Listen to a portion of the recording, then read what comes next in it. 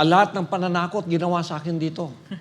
Lahat. Doon pa sa Villamor, di ba? Wala pa tayo, di ba? Wala pa tayong ni ano. Oh, tinapatan na ako niyan eh.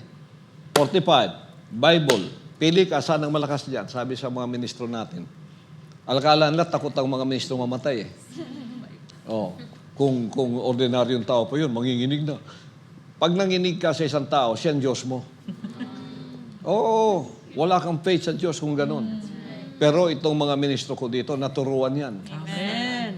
Sabi ng ministro, ang Bible pa rin. Bakit di niya nagamit yung 45 niya?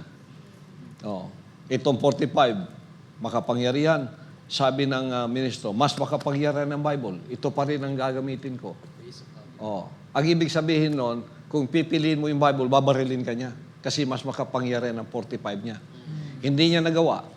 Bakit? Merong anghel nando doon. Amen. Pag pinunit niya yung kanyang 45, isampal sa kanya yun. Oo. Ganon ang protection natin. Amen. Tingnan ko kung may makapangyarihan ba yung bala niyo sa promise ng Ama sa akin. No weapon Against us formed against thee shall prosper. shall prosper. Amen. Oh, pangako ng Ama sa akin yan. Amen. At pinadalhan niya ako ng 2 anghel. Bakit kayo lang may ganon? Kami pala, ang bala namin ay mga salita ng Diyos. Goodness! Praise the Father. Mas makapangyarihan yon. Amen. Tumatagos sa kalamnan yon.